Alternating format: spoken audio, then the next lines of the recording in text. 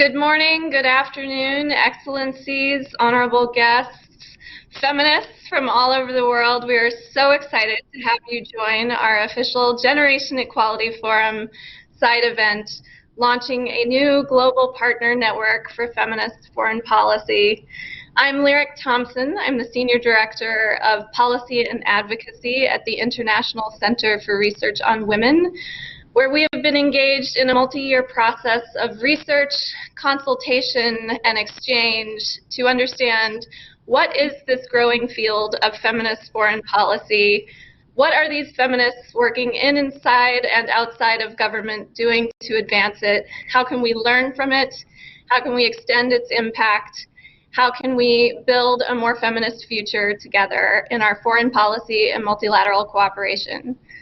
We're so pleased to bring you an incredible panel of distinguished speakers this morning, and we will introduce them in chronological order because this morning we're not totally concerned with diplomatic protocol. We are a feminist collective in a rather flat space. We want to tell you the story of feminist foreign policy. Where did it begin?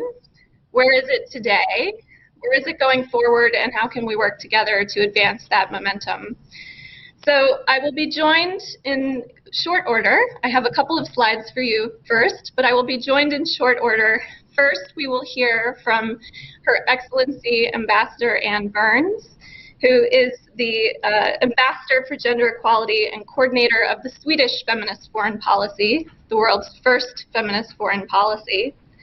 We'll then travel to Mexico, where we will hear from Vice Minister Marta Delgado, who leads multilateral affairs and human rights for the Foreign Ministry in Mexico. We'll hear from her about the Mexican experience. Then we'll hear from the Equality Fund's Theo Sawa, who will tell us a bit about the importance of financing to this agenda and a mechanism that Canada has pioneered in this space. And then we have a very exciting announcement for you from the Foreign Minister of Libya, Nala Mangoush, who is the first female foreign minister, and we'll talk to you a bit about what's happening in her country and her region. We will certainly have time for your questions, and we have our own exciting commitment to launch at the end. If I can have the next slide before we go into the conversation with our speakers, I'd like to just share with you a bit of thinking that a growing collective of feminists working inside and outside of governments to advance feminist foreign policy have pulled together. If you can see the framework slide number 2, please. Thank you. We have distilled in a publication that is available at the link at the bottom of your screen in English, Spanish, French, and Arabic, a few core ingredients of feminist foreign policy. This is what we've learned from our conversations with the 6 governments who have penned feminist foreign policies to date, and with hundreds of feminist activists from dozens of countries on every continent except Antarctica about what feminist foreign policy should be. And just to briefly share that the number one thing that we heard from our conversations was the importance of purpose, of anchoring this approach in feminist principles, such as intersectionality, the sharing and disruption of power, the dismantling of patriarchal structures, colonial structures, racist structures, and other means by which power has traditionally been withheld or coerced. The importance of having a definition, being very clear about what you intend to achieve, and being very precise about the scope of that approach. What agencies or bureaus are responsible for doing this work? How will it be resourced? Who is the lead or coordinator of that effort? What will the intended outcomes and benchmarks over time be? The probably second most important thing that we heard was the importance of accountability, that feminist foreign policy is a way of doing foreign policy very differently than it has traditionally been entertained. Feminist foreign policy needs to be able to say what we seek to change and then be accountable to those goals, working again with feminist movements, outside of government, as well as with those brave feminist leaders inside of government trying to pioneer something new. So with that, I will give you the background and introduce our first speaker. We're so excited to travel first to Sweden. Hello, good afternoon, Ambassador Baines. We'd love to hear from you about the Swedish experience and why Sweden elected to have a feminist foreign policy in the first place all those years ago. Thank you so much, Lyric. It's an honor to be here. And I think, to answer your question, I think that there were two main reasons, really. The first one being that, in 2014 also, and still, there was no progress or not enough progress for gender equality. It was too slow, uneven, and also increasingly contested, resulting in women and girls still lagging behind in all countries and in all kinds of areas. And the conclusion stemming from that was that business as before simply wasn't enough. Instead, there was a need for an intensified focus on gender equality and specifically on the rights, representation and resources of women and girls in all their diversity, and with a more systematic, integrated, analytical, across the board and profound approach. So that was the first reason I would say the lack of progress. The second was that there was an explicit wish from the foreign minister at the time to establish gender equality squarely as a peace and security issue, and to contribute to this becoming the new normal, leaving the notion of gender equality being a women's issue or something only sort of related to the ministers for gender equality far, far behind us. This particular motive, the second one, drew very much on the experiences that our foreign minister at the time, Margaret Wallström, had when she was the Secretary General's Special Representative on Sexual Violence in Conflicts. And during that time, she really saw so many examples of the conflict experiences of traumas of women and girls being regarded and treated as lesser issues, lesser crimes, or even inevitable and normal aspects of war that were not discussed in the peace processes addressing those conflicts. She also saw so many examples of women and girls themselves being absent from the formative discussions on the peace and the future of the societies. So this all went into the conclusion that there was a need to address these issues as peace and security issues in the same rooms, in the same discussions as every other aspect of the conflict situation, and not as something parallel, and certainly not as something less important. So I would say that those are the two key ones. Thank you. Wonderful. Thank you so much, Ambassador Baines. Theo, I'd love to travel to Canada next, which in 2019 or 2017 established their Feminist International Assistance Policy, and then a couple of years subsequently did something very interesting in that with the launch of the Equality Fund. Could you tell us a little bit about the importance of financing to this agenda? Thanks very much, Lyric. So I'm not going to laugh about you traveling to Canada. You're actually traveling to Accra.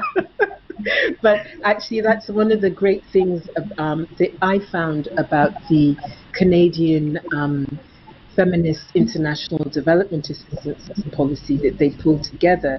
The really large consultation that they did with women's rights organizations and feminists from across the world. So at the time, I was working with the African Women's Development Fund, and we were able to give names and introduce a whole range of feminist organizations who were core to real change in women's lives and in the lives and well-being of communities on the African continent. But we knew that the same thing was happening in Latin America, in North America, in Europe, the importance of feminist movements. But too often we've had rhetoric about gender equality and feminism as being central to the change and the progress and the well-being of the world that wasn't followed through with money. And if you don't have resourcing for the agendas that you are pushing and the issues that you are trying to change, then it does become rhetoric without action. Financing is incredibly important. Ambassador Baines just said rights, representation, and resources.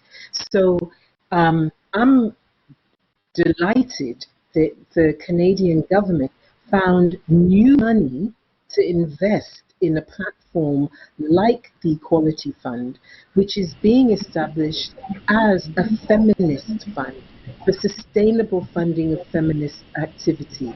And I think it's really important that any feminist foreign policy that is established make sure that there is money, and not money just scrambled from other gender equality budgets, but new money, increased money, real money to support feminist movements and women's rights organizations as the policy is implemented.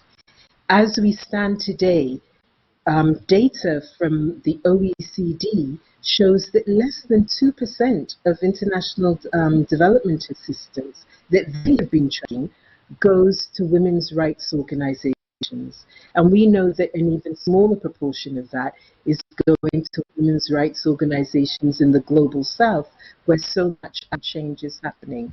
So I absolutely believe in feminist foreign policy. I absolutely think that it is a tool to help us really break some of these very difficult problems and systems of discrimination that we've seen. But it will only be effective if we properly resource the change, and if we make sure that the money and the power involved in money goes into the hands of those women-led organizations, those feminist movements, those movements for equality on the ground. So if we don't have the resources to fund the change, then we end up with rhetoric. And I'd like to think that feminist foreign policy is a lot more than rhetoric. No rhetoric without resources. I love that. Thank you, Theo. I'm hearing that we're having a bit of connection issue with our Mexican representative. So let's go ahead and move to the big reveal. I'd love to welcome Foreign Minister Nala Mangush to give a few remarks today about some news from Libya. What would you like to tell the world about your thoughts on feminist foreign policy? Well, first of all, thank you so much for inviting me to this remarkable event. I'm so glad to be among all these feminist leaders, and just to observe the energy from even, online. I can see everybody excited and very, true believer in the feminist role. And it's a pleasure to be among you today. As you said, I've been appointed as the first female foreign minister of my country since March 15, and it's a huge role, challenging, but also exciting to be in that position as a woman, and especially women in transition countries where we're transitioning from war to peace, so there's extra pressure in that, but also I think it's a huge opportunity as well. Well, to answer the first questions, what do you have to tell us about regards to the issue? Lately we have announced, as you know, Libya going through, we have been struggling with the war almost now 10 years. And then finally there is a united government have been appointed. They earned the trust from the parliament. And we have 5 ministers who are women, 4 beside me. Which is considered a significant step, in the Libyan policy and Libyan politics. And because because we are going through a lot of security challenges and economical challenges, we announced in Berlin too that Berlin too it was a conference about Libya. We launched initiative called Libyan Stabilization Initiative. That initiative led by the foreign minister in Libya, by myself with other colleagues from other countries, specifically, the countries, the main members in the Security Council, and also a lot of European countries and Arabic countries who believe in this initiative and want to be part of it. And mainly this initiative is a diplomatic platform which will serve as a Libyan-led, Libyan-owned vehicle to end the protracted conflict in Libya. Basically, we have a comprehensive integrated approach which addresses root causes to the conflict, not just quick fix. And the main goals behind it is providing assistance to the government of national unity in the implementation of the roadmap and the holding of a free and fair and transparent election, combating the flow of illicit arms and withdrawal of foreign forces and fighters, countering terrorism and preventing of violent extremism, ending illegal migration and displacement, supporting Libya in implementing the agenda of women, peace and security, and developing its international action plan. Also, responsibility sharing model, which puts the people at the center of the process and addresses the root causes of the conflict, should be adopted. It should be also counterbalance the existence, the power sharing model, human rights-based approach, also rule of law, and most importantly, employ the feminist foreign policy approach to foreign policy, grounded in the following tenets: reconsidering the meaning of security by taking the perspective of marginalized parties into account when designing foreign policy, and also prioritizing the improvement of the standard of living of marginalized communities when making foreign policy decisions. And lastly, upholding the human security and dignity as well as ethical security. So basically, this is the main goals behind this initiative. We have different paths within this initiative: security, sector reform, economic reform, policy reform, and I was pleased that we also would like to emphasize the feminist foreign policy as someone who's leading this ministry, but also as a woman who are in a country that has a lot of conflict, and also the history of the marginalized communities and women, how we can improve their role and how we can implement that at foreign policy level. Wonderful. Thank you, Minister. That is such exciting news, and it's music to my ears to hear that this is rooted in a peace-based agenda, in the Women, Peace and Security agenda, which of course is a powerful antecedent to the development of feminist foreign policy, and a human rights-based approach. We wish you all the best in your efforts and in your new role, and we're excited to watch it unfold and to support you and to learn from you. It doesn't appear that we have our Mexican speaker at the moment, so I am going to come back to you, Ambassador Baines, to talk a little bit about impact, which is to say, what have you seen in the years that Sweden has been implementing its feminist foreign policy that has changed? Yes, I would say that we have, achieved change, both internally and externally. Internally, there is no doubt, and colleagues will witness to that, that we have gone through an institutional culture shift, and a national one. In practice, this has meant that instead of having some colleagues working with gender equality as the whole portfolio as part of the portfolio, we nowadays have a whole foreign service working with an intersectional gender lens at all levels, in all contexts, in all kinds of foreign policy issues, and every day. This, in turn, and you only have to apply maths to this, has contributed to change also externally, with so many more hearts and minds and hands being involved.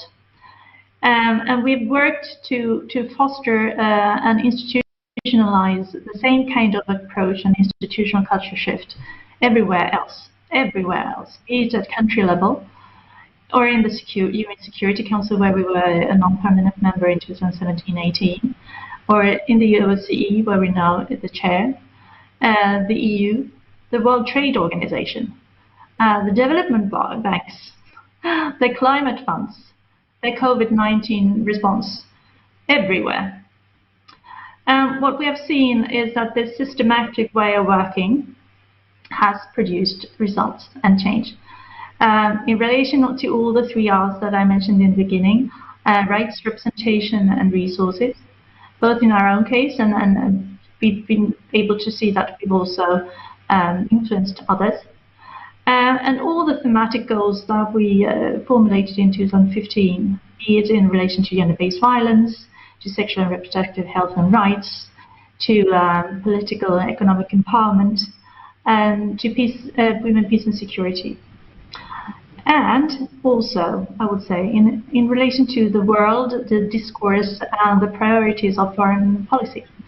And one obvious example is that there are now several countries pursuing a feminist foreign policy, and several more being interested, both in that approach and, generally raising the profile of gender equality within the realm of foreign policy as such. You also asked, I think, what we've learned. And I think that one of the most important lessons is that we've learned that change is possible, even in a situation where it seems to be insurmountable. And that change, and even substantial change, which is, I would say this is an example of that. It does, because it relates to mindset, changing mindsets. It doesn't have to take years and years. It can go very quickly, actually. Thanks. Wonderful news. Minister Mangoush, I'd love to ask you if you would comment a bit on what you see in terms of the possible impact for your efforts in your region and any ripple effects that you think we might see. Well, I echo the ambassador's statement about change is possible, considering the fact that, as I mentioned, we are a country. We went through a history of conflict and division and violence and trauma as well. But as someone also studied trauma and studied peace building as my academic background, I believe that change is possible if we put our heart and our thoughts, and we strategically think about ways and methodologies to implement that. I know it takes a long time, but at least we can start somewhere, and this is where we think this initiative can play a role in that dimension. So I believe our launching of the Feminist Foreign Policy would not only help Libya in achieving its stabilization, but will also stabilize our region by having a comprehensive, integrated approach which addresses root causes of the conflict, not just quick fix, as I mentioned before. For example, in our initiatives as regards to securing the borders, we have developed a mechanism of securing the borders of Libya is essential to stabilization. The elements of this mechanism include the following: urging all countries and parties involved to act in accordance with national humanitarian law, effectively and generously support Libya as well as other parties to end any unjust policies, practices on land and at sea, support international humanitarian organizations saving lives to sea and work effectively with source countries in every way to bring a human end and suffering with full respect of human rights, laws, and Libyan interests. Also grounding policies and measures of securing the borders in the idea that securing the borders does not mean militarizing the borders, but also building arrangement to return unregulated immigrants and citizens who are victims of human trafficking to their country with dignity, include women and also young girls who suffer from those circumstances, and also sanction those violating the arms embargo, and drawing a plan for gradual reductions of numbers of immigrants in detention until the detention centers are closed. This is also a problem that we are facing in Libya with all the complexity and the absence of rule of law. How we can save women and young generations and who are, facing this dignified situation, traveling from borders. Considering the fact that Libya actually is a transit country, it's not the destiny for many immigrants who come from Africa, but also we are obligated as a country, even we are struggling with all the security challenges, we need to make sure also we can secure the minimum respect and dignity to those immigrants, include women and young generation. Thank you.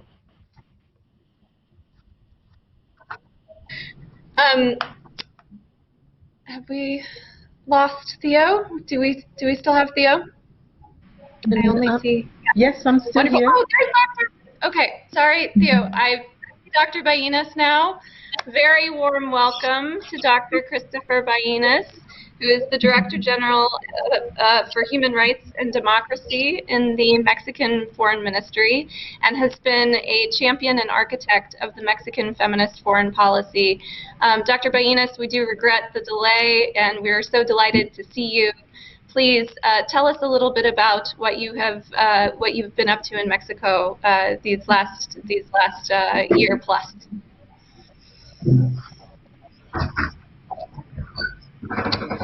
Christopher, I don't think we can hear your sound, or at least I can't. Oh, there you are. I think I hear you now.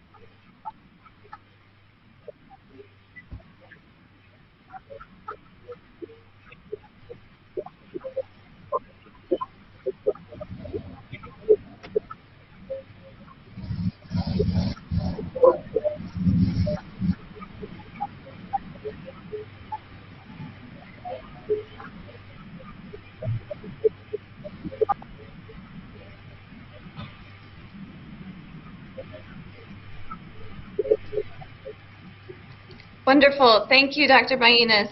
Your sound was a little muffled sometimes, but I heard the emphasis on intersectionality and the various metrics that you have established to track change throughout your process, which is very exciting. Theo, if I could return to you. So far, we've been very focused on what governments are doing, but as we know that from all of these good ideas have also been sourced from the feminist movements and from civil society who have been championing feminist principles in foreign and domestic policy. I'd love to give you the floor to talk a bit about how feminist foreign policy can support those movements, and also if you'd care to reflect on any challenges and how feminists outside of government can be allies in holding these policies to the very high standards for which we have for them. Theo.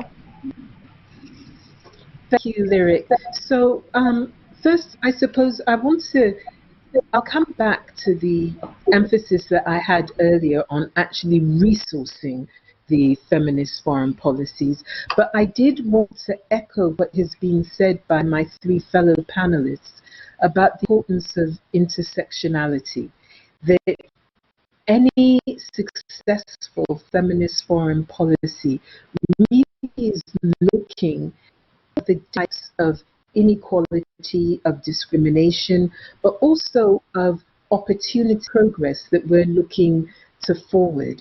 And that means that, yes, feminist foreign policy can make governments and can push the private sector, etc., to better fight for gender equality.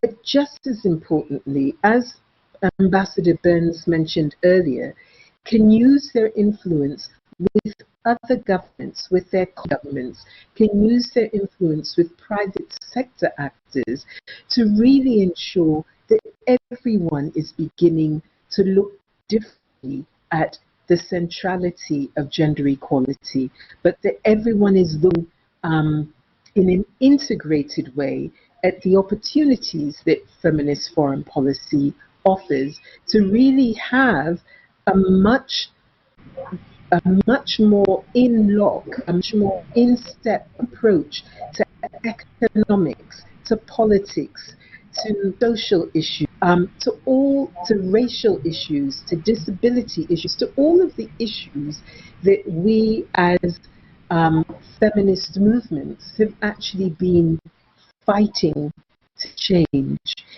Just as an example of that, I think that work that you and ICRW have been doing on feminist foreign policy with this whole range of individual women's rights organizations, but also works of women's rights organizations, has been really important because you've been able to produce information to help governments have a much better understanding of the potential of a feminist foreign policy, but also to really learn from the experiences of Mexico and Sweden and Canada and others. I think the two final things that I'll say, I think it's really important for us as feminists, or one of the things we've learned as civil society actors and feminists, is that you don't always need to have a feminist foreign policy to take actions that are feminist in outcome. And so we have governments like the Netherlands who do not have a feminist foreign policy, but have been remarkable about really listening to feminist movements and to actors working on equality to really think about what is it that they should be financing through their international development assistance. What are the issues and advocacy that they should be working on in their office and with their networks?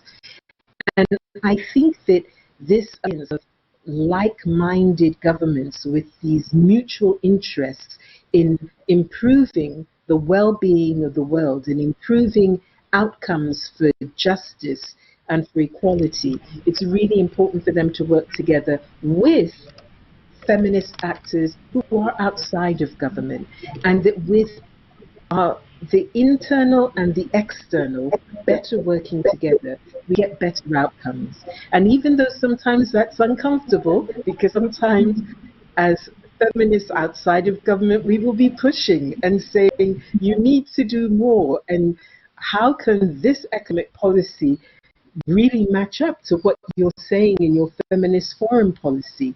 But I think all of that, as long as it's done with our joint and aims around equality and justice in mind, gets all of us further. It gets the governments with feminist foreign policy further.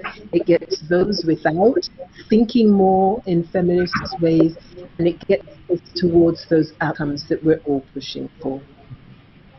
Beautifully said, as usual. Thank you for that, Theo, and it's a wonderful segue into our final announcement for the program before we go to your questions in the audience, which is we're very excited today to launch as an official commitment under Action Coalition 6 on Feminist Movement and Leadership, a new global partner network for feminist foreign policy, which is exactly the kind of space for exchange that Theo has just so beautifully described.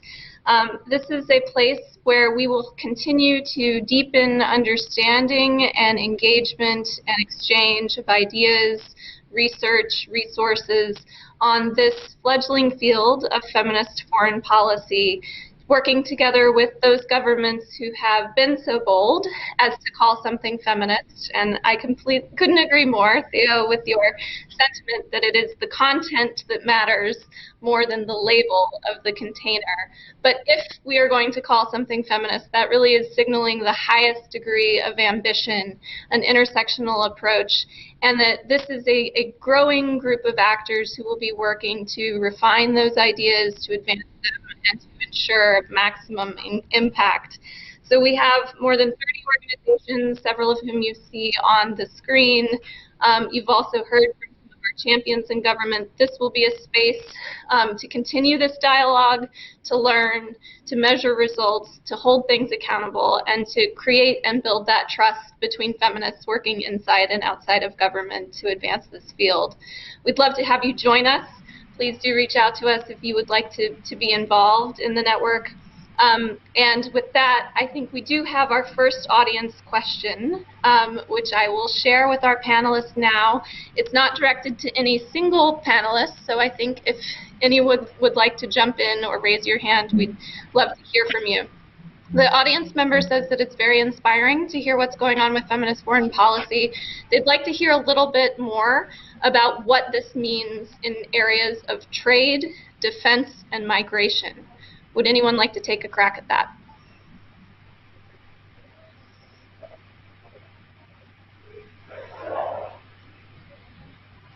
Okay, Dr. Baines.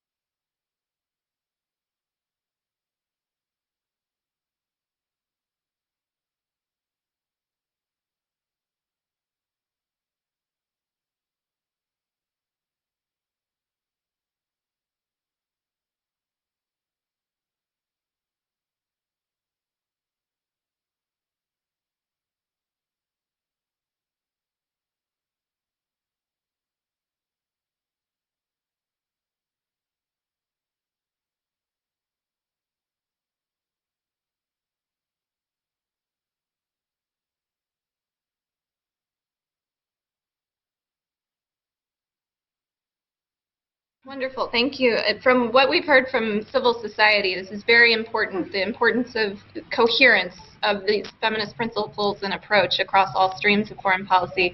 I see Ambassador Baines would like to come in. Yeah, I can only agree, and you know, some examples of how we have worked concretely is that in 2017 we and like-minded we worked to process and then to achieve the fact that the World Trade Organization adopted its first ministerial declaration on gender and trade at the ministerial meeting in Buenos Aires. We've launched, as part of our overall policy, we also launched a feminist trade policy, and what we've seen also, and also sort of added together with UNCTAD and also the International Trade Center, worked on toolboxes of how to analyze a situation before a trade agreement is met, to make that agreement, you know, as just as possible for a whole population, and to address the needs and the market for everyone, so that it can be as inclusive and productive as possible for everyone. So that is one example, just in one of the areas mentioned. Wonderful. And I know in trade this is an area where there's a lot of good work to be done. So far, no bilateral trade agreement has ever included women's rights or gender equality in the binding sections of that agreement. So goals to shoot for. Theo, did you want to come in on that question, or we do have another question from the audience? It's up to you. Go ahead with the next question. Wonderful. The next question, and we did lose Minister Mangush, who has a flight to catch. She sends her regards and is delighted to be a part of the conversation. We're very excited to see what she does next. So our next question from the audience is about decolonization. So the question of how have the speakers engaged with decolonizing feminist foreign policies? Would anyone like to take a crack at that?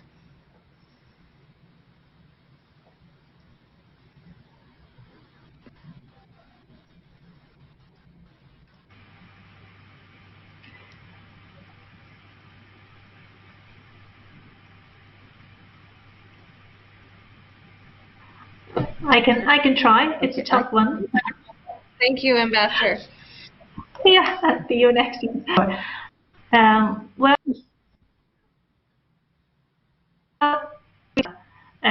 area, but since we've had this angle to everything we do. Of course, it comes up in every file and every dossier. What I didn't mention was that apart from the 3 R's, rights, representation, and resources, we also always work with the fourth one, the reality check. So we always have to be based in that context where we work, so that we don't do any harm, that we actually pinpoint the most acute issues, and as you pointed to, always in dialogue with local actors and women's rights organizations and civil society as a whole. That is the only way of being sustainable, efficient, and credible, and avoid preaching, which is something that you really have to avoid, and which no one has any right to do in these matters. We all have so many challenges wherever we are in the world. So if that addresses the question, I don't know, but that is how we've gone about it. Thank you for that. And I know that this has been a very keen focus of our work, and the definition in the framework does name colonialism and racism as explicit objectives that feminist foreign policy should seek to dismantle. I see Theo would like to come in. Please, you have the floor. Just to say that this is one of those really knotty issues, but this is why having a feminist foreign policy, as opposed to it's still an ambitious thing, working on gender equality is so important because of that tonality. And we know that as feminists, decolonization issues, looking at the way in which our systems have promoted systematic discrimination against not only women and girls, but also different parts of different populations in the global north, against Black and people of color populations, across the globe against people with different abilities, in terms of economic discrimination. The mindset of feminism is that all of these issues are interlinked, and we do not promote one equality at the expense of other equalities. So it's really important. This is where feminist movements are so important to policies, because frankly, we've all been through the same types of education systems, whether we're in government or in civil society or in the private sector. Very often people's default thinking and default actions are extraordinarily colonial, or are rooted in colonial systems which promote different discriminations. That's why it's so important to be deliberate about a feminist approach that is intersectional. And that's why I think it's to be deliberate about funding those feminist movements who are on the ground and who are experiencing the discrimination and who have come up with so many amazing and innovative ideas of how to approach this. And that's where linkages between governments and those actors and movements on the ground are so important, and why platforms that feminists have developed, like the Black Feminist Fund, the Equality Fund, the National and Regional Women's Funds, platforms like Leading from the South. That's why they're so important, because they can make the linkages and they can push for intersectional approaches and change, real change. But it's hard, and we all have to work at it. That's perfectly said, and I think a perfect summary of exactly the feminist vision that we are all working towards together. We have come to the end of our time together. It's not enough 45 minutes to begin to even scratch the surface of such an ambitious agenda and such a complicated one. I'm grateful to the organizers of the Generation Equality Forum, the governments of Mexico, France, and UN Women. I'm deeply grateful to those folks that you see on screen who have been champions of this work, and to the many myriad other activists inside and outside of government who have been working to get us to where we are today. We hope you will join us in the Global Partner Network to advance this field. We hope you have found what you've heard this morning or afternoon inspiring, and we look forward to working together to achieve generation equality. Be well.